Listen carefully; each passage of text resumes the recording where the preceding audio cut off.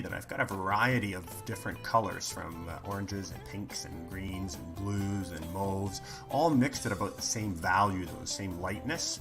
And what I'm doing is painting different pathways of these colors, these big sweeping curves that come from the outside in towards the sun. And starting with the kind of darker, cooler colors of the outside of the painting. And those curves get kind of narrower and narrower as we get in towards the sun. And then doing the opposite, coming away from the sun, painting with the lightest, warmest colors out towards those cooler areas. And what that does is provides like an overall gradation as you move in closer to the sun, everything gets lighter and warmer. And that just really, really helps the glow. All of these various big curves of different colors, again, they just encourage your eye to move. Hello and welcome back to my studio. This is episode 17 of Becoming a Successful Artist with me, Tim Packer. We're coming to you live on Facebook, YouTube, and Twitch. And today I'm going to be talking about postmodernism, which also is conceptual art. Postmodernism is actually the political ideology, and conceptual art is kind of what we have ended up with in the art world as the logical kind of expression of that. So today I'm going to be talking about that. And I just have to say that before I decided I was really going to get involved in teaching about becoming a successful artist, I thought I need to understand postmodernism because I didn't understand it. It is something I had always just avoided because I just thought, it's not for me. I'm not interested in it. But I thought if I'm gonna come online, if I'm gonna be teaching courses, I need to be able to answer people's questions about postmodernism. Like, what is it? How did it arise? How and when do we even need to consider it, or should we not consider it? And so last summer, I spent about 2 weeks digging deep on postmodernism. So I read a ton of postmodernist literature. I did a lot of research on the French philosophers who came up with it, and watched a lot of videos of people arguing the various sides to come up with what I think I have a very good understanding of what postmodernism is, how it came about. And I have my own opinions about what, if anything, it has to do with me and what I want to create with my art. So that's what we're going to talk about today, is how postmodernism came about, and hopefully give you a very good understanding, at least, of what it is. So again, I'm Tim Packer. For those of you who don't know me, who are joining us for the first time, I am a very successful artist. I've had a very good 20 some odd year career of creating the work I love and selling it to a broad audience and creating a very good life for myself. And for those of you who are not watching this live, who are watching this on replay, welcome. But for those of you who are live, you can put questions in, and Cameron is here today and he is available to answer the questions. But I'm going to try today to kind of keep the questions only in line with specifically what I'm talking about at that time, because this is a pretty complicated subject, intentionally by the postmodernists, as you'll find out.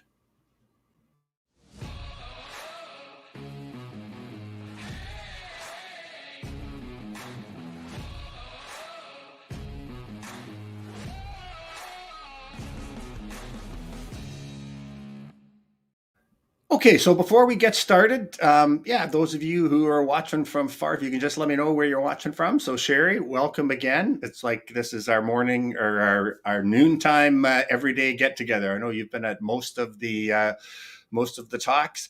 Hi, Alexandra from Massachusetts. Welcome.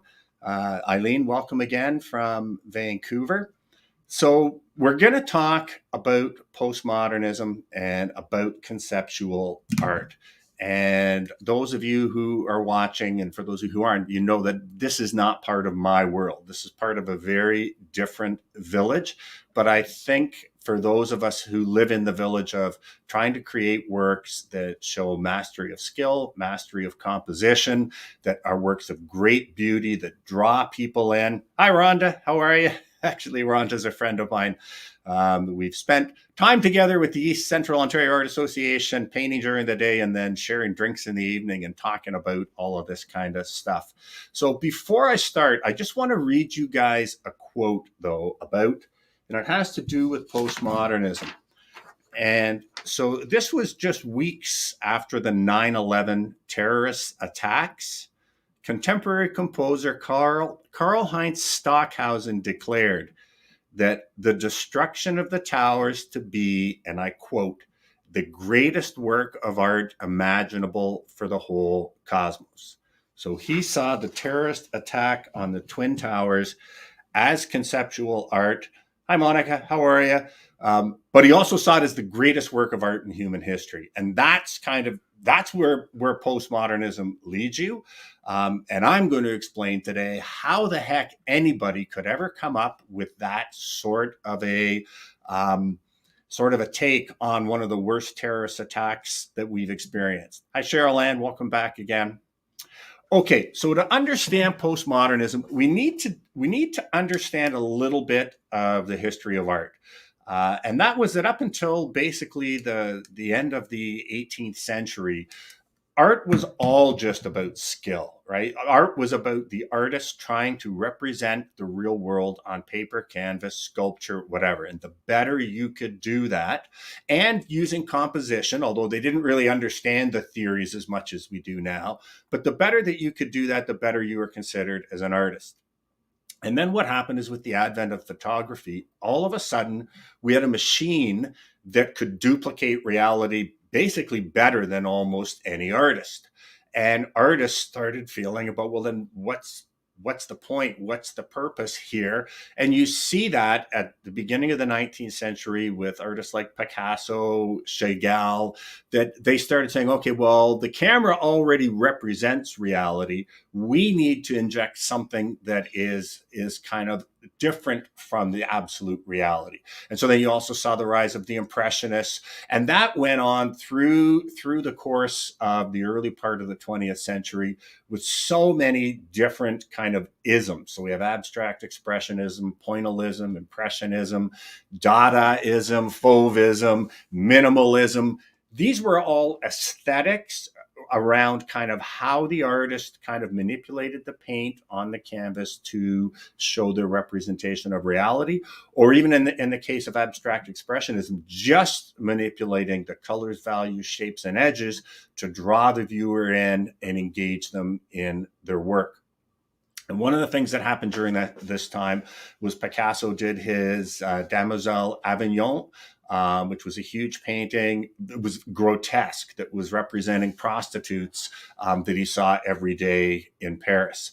And he actually didn't show this painting for a number of years because of the fact that it was ugly, right? Up until then, another thing that art had to be was beautiful. It had to be aesthetically beautiful, regardless of what it was depicting. And this painting was grotesque. And then when Picasso exhibited it for the first time, it actually put out there, well, Picasso's a great artist. The one leap that they made from there, which I don't agree with, is because he's a great artist, everything he does is great. That's not true. But the leap that was made was because Picasso's a great artist, if he can create work that's ugly, then that also must be great art. So great art could, in fact, be ugly. And then from there, it almost went into, well, then great art should be ugly. And that's where kind of the rise of postmodernism really kind of comes in and kind of takes hold here. Now we have to jump back a little bit in history to morning, Maddie. Thank you for joining us. We have to jump back a little bit in history to 1917. And again, this is when all this stuff was going on, where people were legitimately rebelling against the academies who said this is what good art is. They started to question, well, good art might be this or could be that. And there was a show in New York of the Society of Independent Artists, and Marcel Duchamp submitted a urinal. This was just a urinal that he bought from a hardware store. He wrote the name R. Mutt on it, and he submitted it to the show. Now, why he did that is up for a huge debate, because one of the things when they had come up with the criteria for the show, they said they would accept any piece of art by any artist. So a lot of people just think he was just questioning the integrity of the art organizers. Like, would they actually accept a urinal as a piece of art? And they ended up accepting it, but it got displayed in kind of a separate room and then eventually kind of was taken away. But there wasn't really a huge kind of uproar caused by this. The actual original urinal actually has disappeared too. It's like, that's how important it was that he didn't even consider kind of keeping it. It was just kind of, he did it again for whatever reason. But that was the first time someone actually submitted something like that. That's taking Picasso's whole thing of art not having to be beautiful to a whole other level of actually taking something that we consider pretty disgusting, that is not art at all, and saying this could be art.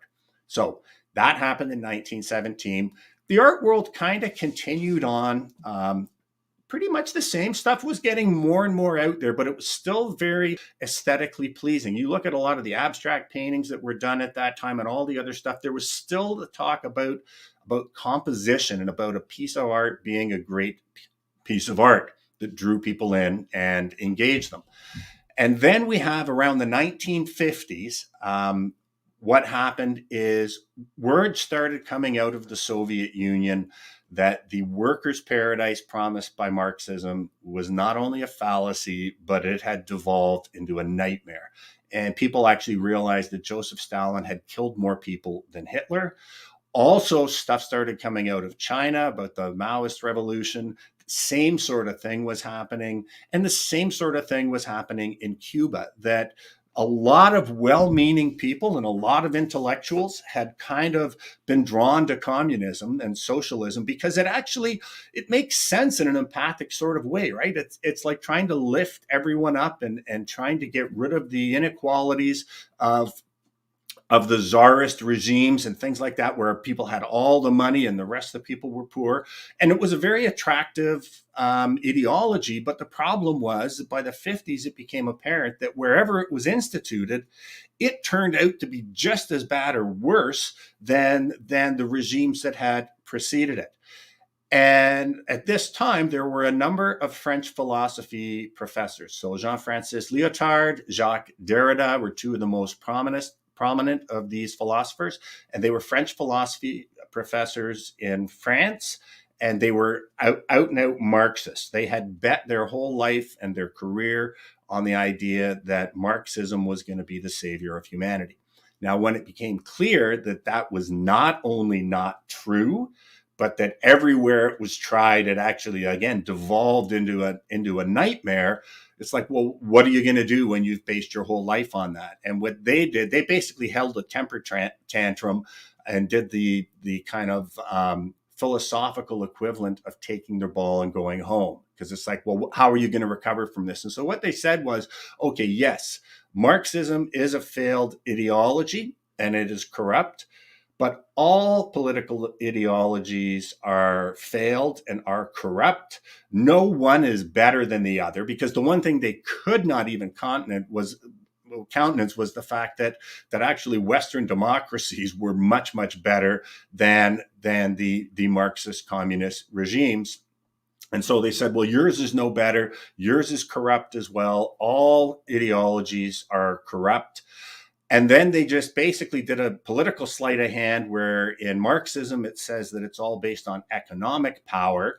Those with the wealth kind of victimize the victims, oppress the victims who don't have the wealth.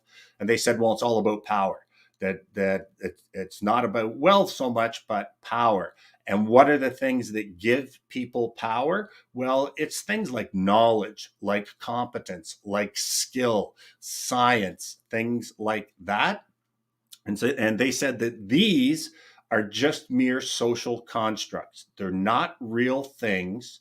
They're just social constructs that those in power have invented to keep oppressing the victims. And I don't know if you're, this is very convoluted, and that's actually the whole point of this philosophy, that it gets so convoluted that the average person just goes, okay, I give up. I don't understand. So the other thing that they said, that this is really, really important, they said there's no such thing as moral good, right? That you couldn't say, for example, that Mother Teresa is in fact morally superior to Adolf Hitler or to Dylan Klebold, one of the Columbine school shooters, or the people who drove the planes into the Twin Towers. That moral good is just a social construct. And that when it comes to art, the purpose of art, first of all, is only to criticize society, and in particular to criticize Western society. And that because things like skill, competence, knowledge, all of these kinds of things are weapons used by the oppressors, they should be avoided at all costs. So for them, great art should only be something that is critical of Western society, and it is something that should show no evidence of skill, of technical skill, of conceptual knowledge, of merit, any of the things that we think basically go into artistic skill and things that had been valued throughout human history, from the very first artist who put a mark on a cave that represented a bison right up until the 20th century. They're basically saying we should throw away the entire history of human civilization and what we appreciated as art, and that a new day has dawned, and now this is how it's going to be. And again, to me, this sounds absolutely ridiculous. But what happened, and you think, how did this then permeate our culture? What happened is that in the 60s, a number of these French philosophy professors who had come up with this political ideology were invited to teach at Ivy League universities in the United States. And you think about what was going on in the United States in the 1960s, right? It was violent social upheaval. It was the civil rights movement. It was the counterculture. It was an entire generation of people who were rejecting what their parents had told them were things that were important. Kind of the social values were all being questioned. So it was ripe ground for this type of a philosophy. And it started to gain a threshold. And people started listening to it, started thinking, oh, maybe you've got something there.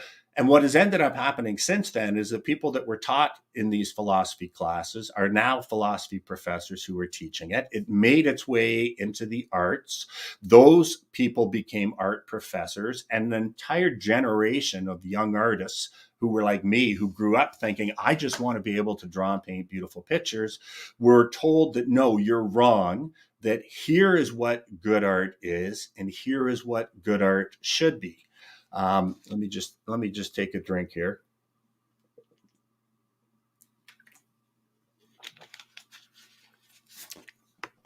Morning, Greg, or afternoon. Welcome, Athens, Greece. I think you're our first person from Greece on the show. So again, the question you have to ask yourself is, well, how did this happen? How was this able to permeate society and to permeate the arts? Because again, it's like this is just like the flat earthers, right? Since Copernicus, we as a society have just accepted that the world is flat. We understand astronomy and all that. Now the flat earthers are coming out and saying, no, everything you believe for the last 200 years is wrong. The earth is flat, and here's why. It would be like if we let them teach geography in university and put them in charge of our planetariums. And that's kind of what happened with the arts. And so the big question is, well, how and why did this happen? And the answer you're probably not going to like very much. And the easiest answer is because the average person just really doesn't care about art, at least not that much. And also the idea that, for the most part, art has been seen as a luxury item that only the elite have. It's really only been kind of in the 20th century that the average person would expect to put some art on their walls. And art has also been kind of used as a way of distinguishing those who are elite from those who are not.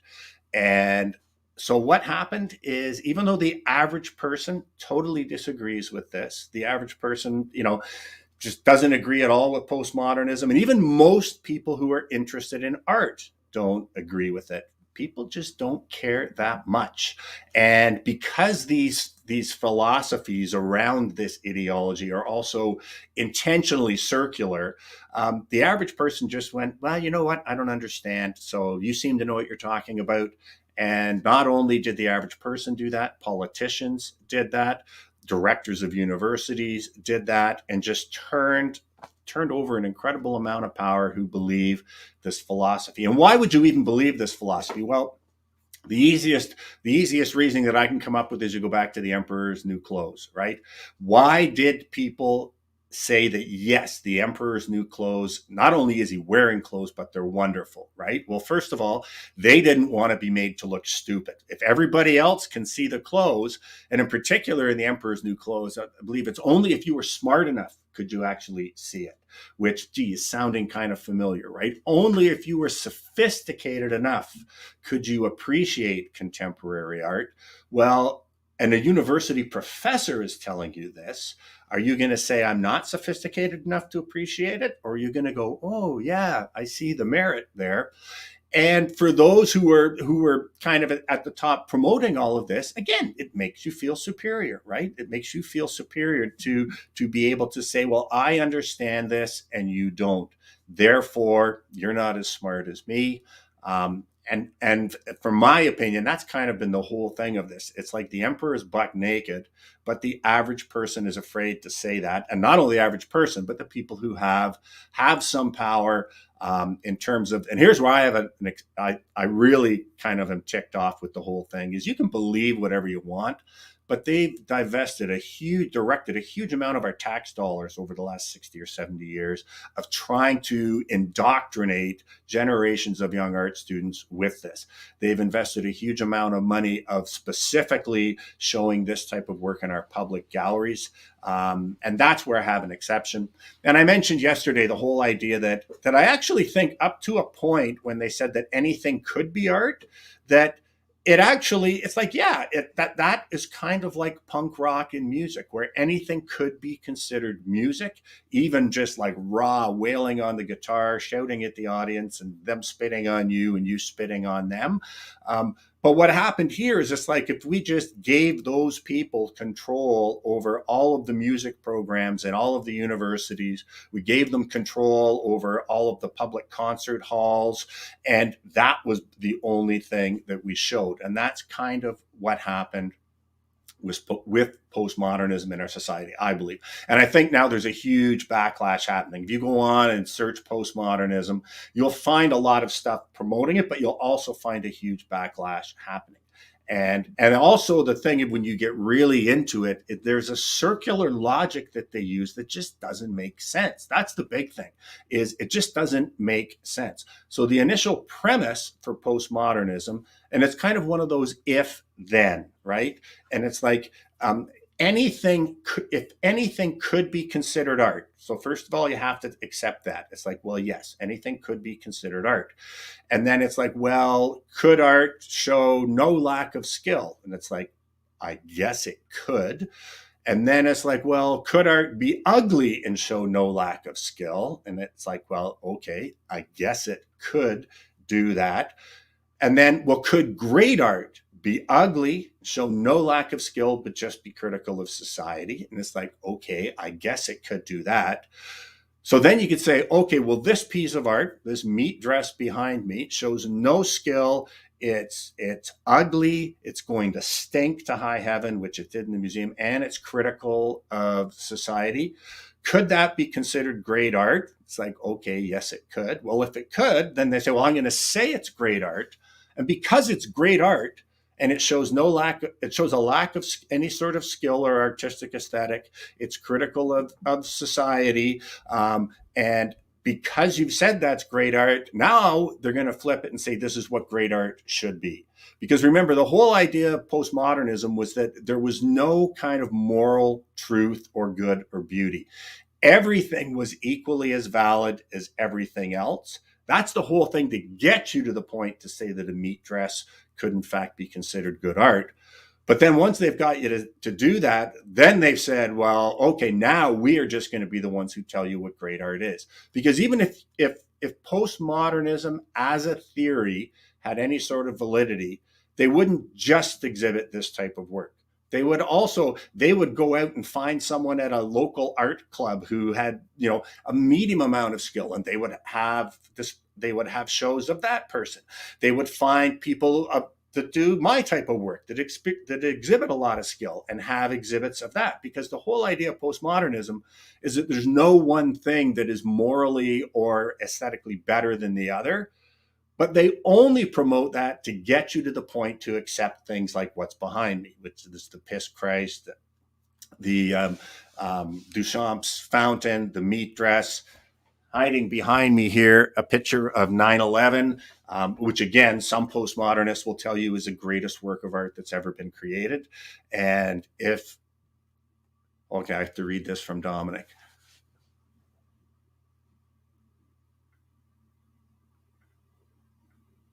That's exactly it. And that's also why, if you look in the art world now, you'll see that there's a number of European artists, number of Russian artists, funnily enough, since this whole thing came from Marxism, and a number of Chinese artists that are arguably the best painters in the world.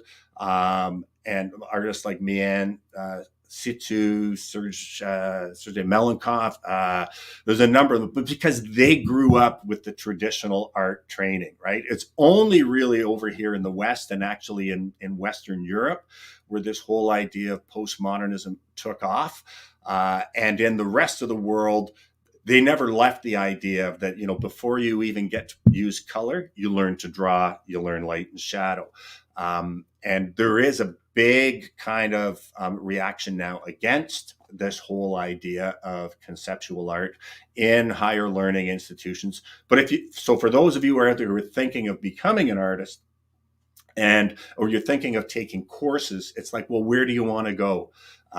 Because it's an either or proposition, right? That's the thing about this, is either you believe great art exhibits mastery of technical skill, of concept, years and years of experience, put together with hundreds or thousands of hours in that creative process mode to come up with uniquely brilliant work, or you believe that 9/11 was one of the greatest examples of art that the world has ever seen. And there's no kind of common ground between them, right? You can argue about who is the best artist in terms of whether it was, Rembrandt or Michelangelo or Da Vinci or current great artists. But you can have an opinion, but you can't on the one hand say that, well, I like Da Vinci the most, but my second most favorite piece of art is the terrorist attack on the Twin Towers. It's totally different things, and that's as it should be. And that's another thing that comes with that, is you cannot argue or have a reasonable discourse with people who believe in the other, because it's a totally different religion. It just makes no sense to me. And if it makes sense to you, then we have nothing to say, right? It would be like a university professor of astronomy arguing with a flat earther. Well, they believe different things right off the bat. There's no point in having the discussion. And I remember I got into it with one woman. I've done another video like this on YouTube. And, a woman responded to me, and it's like, well, I do appreciate, the type of art that you do and the work that goes into it and the skill and all that. And then she said, but you also have to appreciate, the other side. And my response was like, no, I don't. It's like, no, I don't. It's like, I believe that the earth is round. If you're a flat earther, I don't have to appreciate your point of view. It's just like, okay, you believe what you want, but it's not like they're both valid. And actually, postmodernism, the whole idea of postmodernism, there's no such thing as facts, no such thing as absolute truth. As what has led us to one of the worst parts of society right now is the world of alternate facts. Well, you have your facts, I'll have my facts, right? That's your version of it. This is my version of it. The fact that's where postmodernism has led us. And it's actually also very virulent in the humanities and universities, not just in art, which has kind of allowed it to get into mainstream media.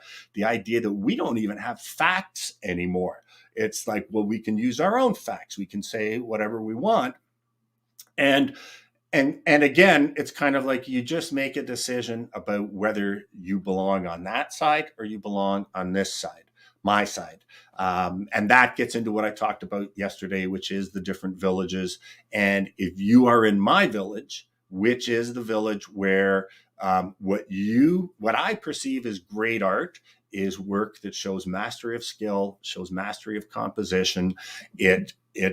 It creates work that just stops you in your track, takes your breath away, draws you in, and engages the viewer.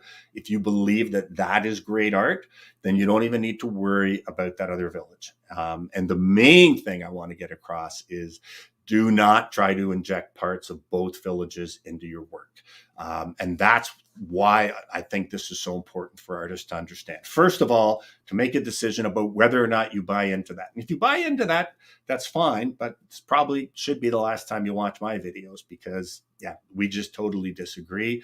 But the most important thing is when you're looking at other art and when Sotheby's says this piece of art sold for $4 million, or whether there's a show in a public gallery, because if it's a show in a public gallery that's work from our village, where it exhibits great skill, it shows great composition, it draws the viewer in, all that, then there's something to be learned from that art. But if it's art that's in this other village, there's nothing you can learn from that art that has any relevance over here.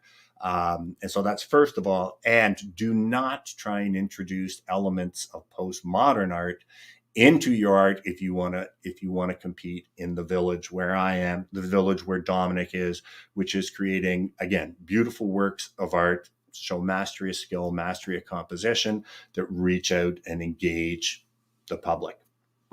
Okay, let me just check my notes here. How do I view installation art? It's postmodern art, right? Again,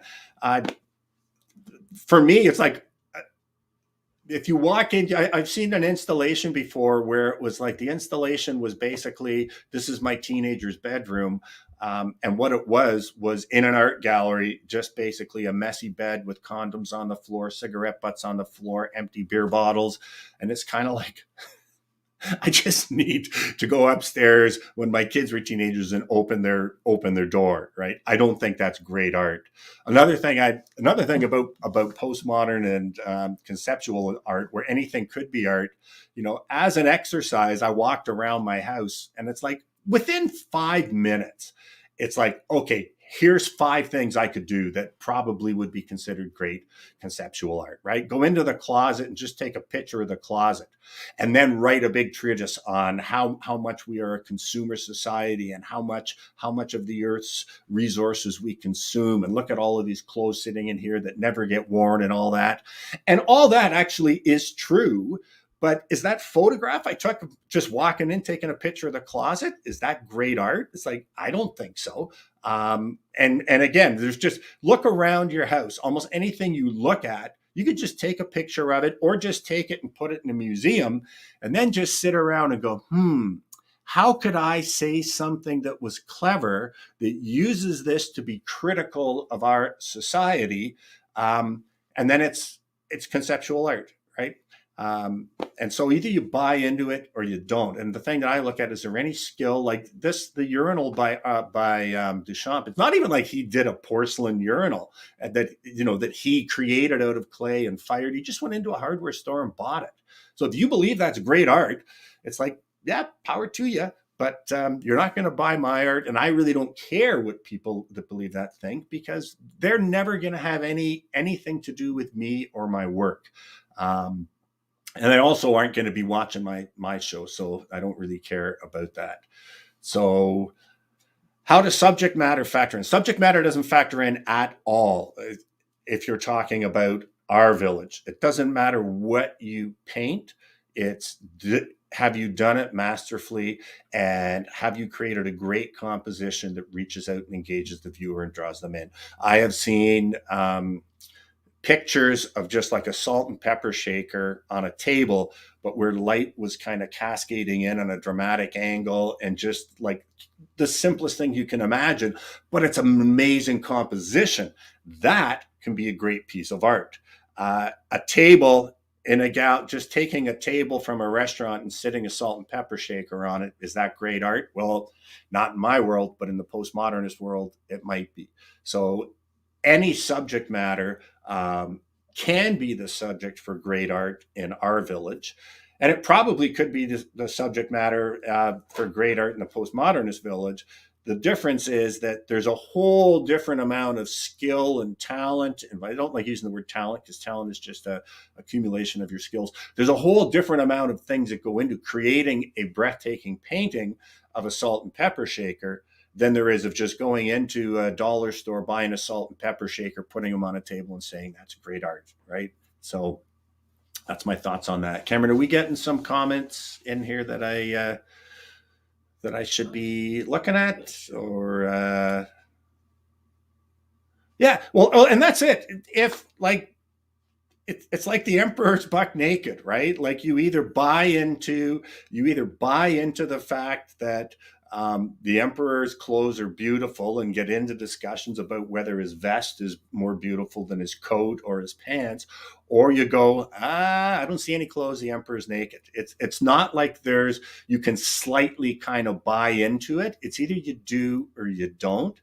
And I think for the most part, you guys probably already know my personal opinion is that we've been sold a bill of goods. This is exactly the emperor's new clothes. I talked yesterday about there's been several exhibitions in serious galleries, and these were serious exhibitions where it was an exhibition of invisible artworks, and they invited artists to submit invisible artworks, which basically just meant submit a tag saying what your artwork is about.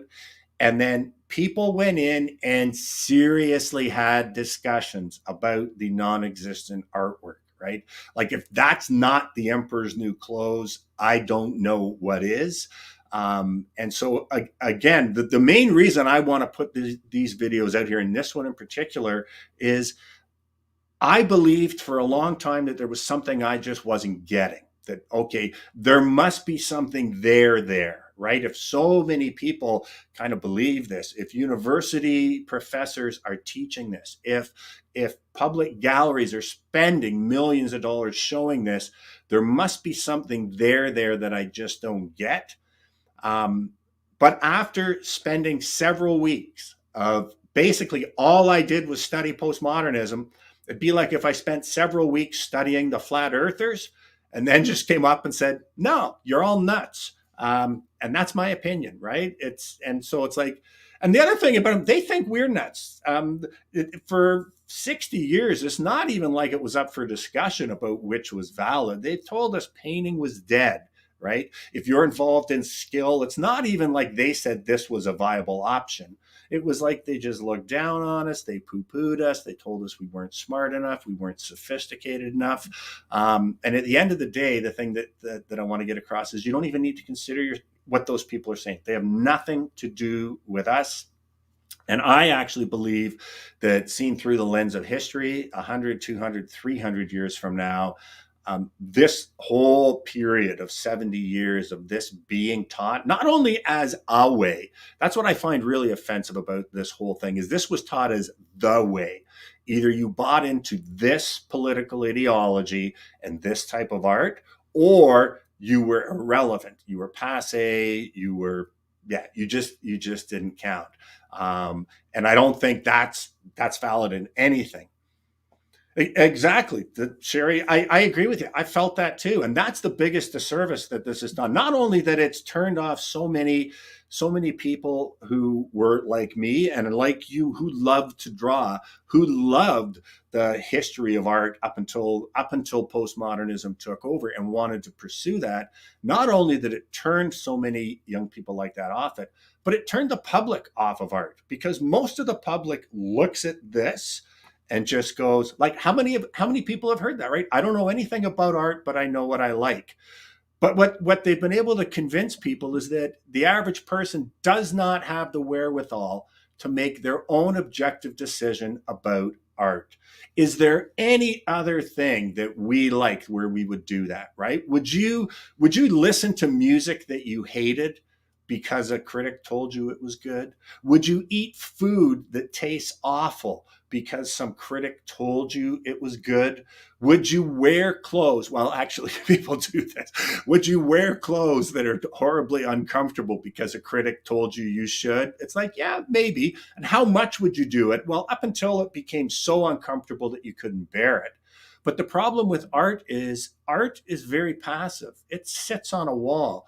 You can have a blank canvas sitting on a wall that someone can tell you is worth $4 million, and it can just be called blank canvas. But that's not as annoying as a horrible song kind of going in your ear time after time after time. It's not as bad as a horrible smell, right? Would you wear perfume that smelled like, you know what, because someone told you this was the greatest new thing? It's like, no. But with art, as a society, we have allowed a small group of people who have a very specific political agenda to tell us what we should consider to be great art, and then we have allowed them to actually ascend into positions of power. And the average person has just said, rather than arguing back to say, I won't wear that perfume because it smells like crap, they just say, well, you know what? It's not that important to me, so I don't really care. And so they just kind of avoid it. But there's been very little pushback. And the art establishment came up with something quick, easy, cheap, and sensational that could be produced fast. This is postmodernism. Yep. And why would museums buy into this, right? Well, initially they bought into it because it put seats. The whole idea of like a public art gallery is to get people into the gallery. Well, if it's just another exhibit of beautiful paintings by a very competent artist who has their own unique voice, like, what are you going to say about that? What are you going to write about that? Who's going to go see that? But if you say, well, what we have is a meat dress. This is a dress made out of meat, and people are saying, oh my God, it's the greatest thing, in the last decade, and it's actually going to stink, and we're going to allow it to rot. Well, a certain amount of people are going to go just to see this. And in particular, the type of people that are going to go to see this are the people who are then going to go through kind of intellectual gymnastics about how and why this is a great piece of art, to basically show their friends how sophisticated they are. If you are a writer or a critic about art, there's an awful lot more to write about here. And if you're a curator of a publicly funded gallery, you can lord it over the masses who don't understand and aren't sophisticated enough to understand why it's a great piece of art. Because basically, if you let people decide for themselves what's great art, all of a sudden a museum curator or an art critic no longer has a job, right? I mean, we have music critics. They don't have a huge amount of power. They can't, in one fell swoop, take an artist who produces horrible music and make them famous and make them rich. But a gallery curator can do that. An art critic can do that. And so they have a huge amount of power that we have kind of handed over to them. So any questions, Cameron, that I need to do?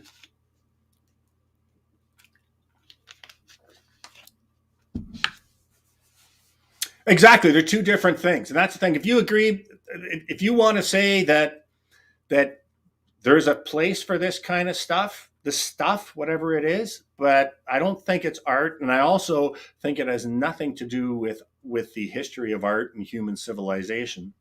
And I also believe if you want to make art that's critical society, go for it. But go for the route of like Norman Rockwell with his Four Freedoms, which are four of the most impactful paintings I think ever created. But the whole idea of anything being art and that whole postmodernist thing, I just think, yeah, it's exactly. I've had people in my classes. So I used to teach art workshops where it was like even just like introduction to watercolor or painting with negative shapes. And I've had adults who have their BFA or MFA actually reduced to tears, because even when I first even just start talking about composition and the way the eye moves through a painting and all that, they realize they spent 6 years of their life and learned nothing. They learned how to talk about art. And that's basically what postmodernism is. It's nothing about actually creating art. right? It's about the ability to engage in these mental gymnastics to say, I could pick any object off my desk right now, and I could tell you why it is an important piece of art as postmodernism, as just an installation, right? It has nothing to do with the creation of art. It's about talking about art, and it's about the more outlandish you can go, the more famous you will become. And again, getting back to, so some of you weren't here right at the beginning, because the logical extension of this whole postmodernism is, again, I read you this: weeks after 9/11, contemporary composer Karl-Heinz Stockhausen declared the destruction of the towers to be the greatest work of art imaginable for the whole cosmos. He saw the terrorist attack as conceptual art. If you believe in postmodernism, you have to agree with them. Like, you can't go part way. It's not like, well, I agree to the point where they're stinking up a museum with an ugly dress made of meat, which is the equivalent of just putting a stink bomb in an art museum. You have to agree. You have to agree that potentially school shootings are just conceptual art. Because again, getting back to postmodernism, there's no such thing as moral good. You can't say, I think in society there is such a thing as moral good, right? I can say that, regardless of your political beliefs, anyone who takes an automatic weapon and goes and fires into a crowd of innocent civilians, that's morally wrong.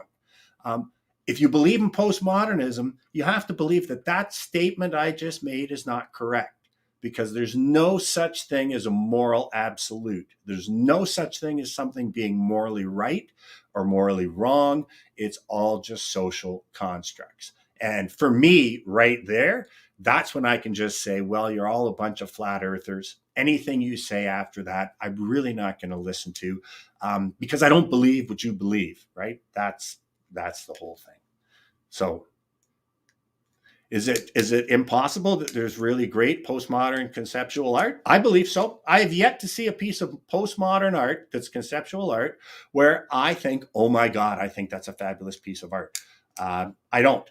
And that's the thing. It's like, I don't have to believe that. It's like, do I have to like punk rock? No. Do I have to like opera? No. Do I have to like any type of music? No, I can just say that's not for me. But the problem I have with the postmodernists is they've said, no, this is the way. This is the only art that's viable. And I think I just look at it and it's like, I don't think it is, right? If you were to say to me, is there any punk rock songs done by the Sex Pistols that I think is great music? I would say to you, no. However, did that have influence on what came later to create some great art? Maybe so. And if postmodernism had kind of been a blip like punk rock, I would say that it might have actually done some good. Again, because we should question what is great art. We should question what has been the perception of generations before about what makes great art. But postmodernism wasn't just a blip like punk rock that influenced later artists.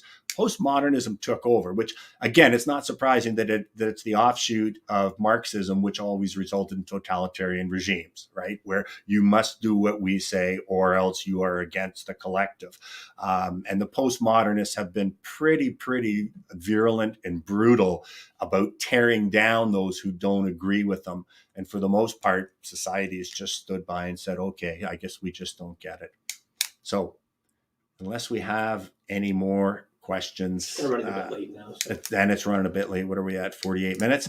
So that's my thoughts on postmodern art. And I hope that at the very least, this will give you, what I also want to do is arm you for those conversations with people who think postmodern art is the be all and end all, and give you something to say back as opposed to, well, I just don't get it. Because just don't get it implies that I don't understand it and I'm not smart enough or sophisticated to appreciate it. Again, I understand totally what they're saying. I understand the entire philosophy behind it. I just categorically reject it. I think it is an absurd notion that has no basis in reality. And it also just, it's just like a religion that I don't believe in. You can belong to a cult. I don't have to accept that there's a valid point of view there. So let's call it on that note. Tomorrow, I'm going to talk to you about why any individual piece of art will be valuable or be considered valuable. And again, that's important to know as artists. When we see a piece of art that goes for a huge amount of money, it's like, well, why is that valuable? And does that impact at all what I should be looking to do with my work? And there's a number of different reasons why any individual piece of art might be considered valuable. Thanks for joining.